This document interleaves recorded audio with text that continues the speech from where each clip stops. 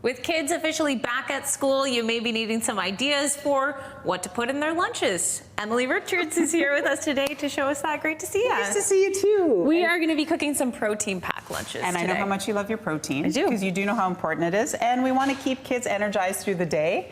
And guess what? Mom and Dad are going to love these recipes too. And grandparents and aunts and anyone else who's coming for dinner. Because you can make these for dinner and use them for lunch. And that's what I love, saving time in the kitchen, especially through the work week, the school week. Exactly. So on and so forth. You know what? Sometimes kids are picky or they like certain things. And you know, when you have to pack that lunch, it can be a little bit difficult. And adults too, by the way, they also can be picky. So this is a great way to kind of showcase some recipes that include protein to keep their energy, but also enjoy the food that they're eating, which is a big one. Yeah, and we're doing a take on two of my favorite things today. A take on a certain type of Caesar salad and a new way to make lasagna. That's right. Small hands, small bites, but big, big flavor. Okay. So we're going to do a couple recipes from the new Think Beef Let's Pack It with Protein recipe booklet. So lots of great tips for parents, great recipes. Most importantly, they're all delicious, which is what I love.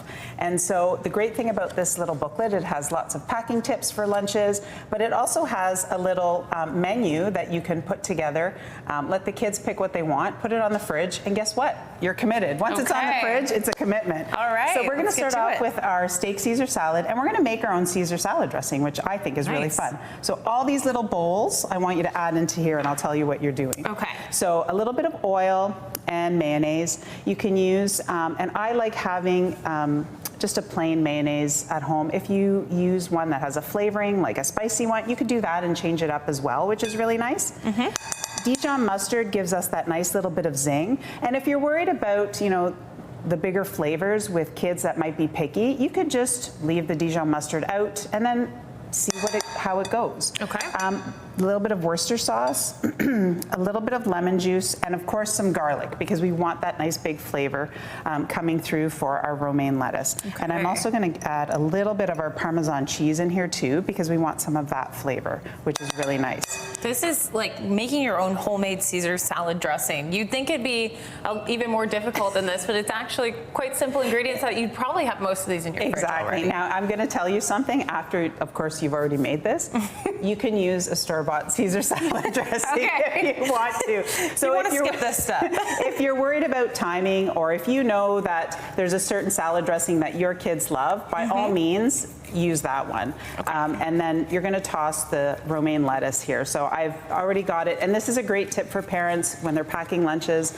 Get your lettuces washed, rinsed, and spin them dry. Pack them in something so that it's in the fridge ready to go, so you can incorporate it into all of these great recipes. Here, I'm going to give you the tongs. That'll be much easier for you to toss it. And so what's great is that you have all these things at the ready, and this could be a great dinner, or if you need to put it together quickly in the morning, you can do that as well. Right, okay. See, that took us 2 minutes. 2 minutes, and when you're talking less, it goes way faster. But we like to talk and cook. We do. We like to give lots of information, which is really important. So here comes the steak portion. So this can be leftover steak, or if you made a roast the night before and you have some leftover roast. This is just some strip loin steak, which goes on sale quite frequently. So pick it up when it's on sale and pop it in the freezer. All I've done is add a little bit of barbecue sauce and some balsamic vinegar. And then I'm just going to season it with a little bit more black pepper and some salt. And you can throw this on the grill, or I'm going to just put it into my cast iron pan, okay? So I'm just going to get that in there. And what's great about strip loin steak is that it cooks nice and quickly. So you do want to make sure that you have a thermometer so that you're cooking it to the degree of doneness that you like. So if you like it medium rare, medium, you can work with it. Okay. So this will take anywhere from about 5 to 8 minutes, depending on the thickness of the steak. And then you want to take it out and let it rest. So that's what I've done here. And I'm going to let you slice the steak, Leanne.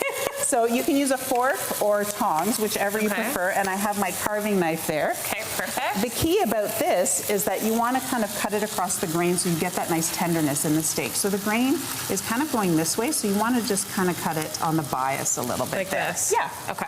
And then, of course, I'm hoping that I cooked it perfectly for you. It looks medium rare, just the way I like it. So So for the Caesar perfect. steak salad for lunch, especially for picky eaters, if they don't like their food touching, you can actually pack the steak separately in a container and then pack the salad so that they can eat both components, but they're getting the benefit of that protein. Yeah. And if they love it all mixed together, they can mix it together at school. And if you're worried about the lettuce limping, you can always pack the dressing separately. So there's lots of ways to kind of get that protein in there, which is delicious. And I love the way you cut it because that's the way I love eating it as fingers. You can just pick them up. Exactly. And that's easy for kids as well. It is, totally. Okay, quickly, we got to put these lasagna bites together as We're well gonna do it because really, I want to really see fast. how you do these. So these are wonton wrappers, okay? So I love lasagna, as do you, and this is a great little way to kind of change it up and make them ahead.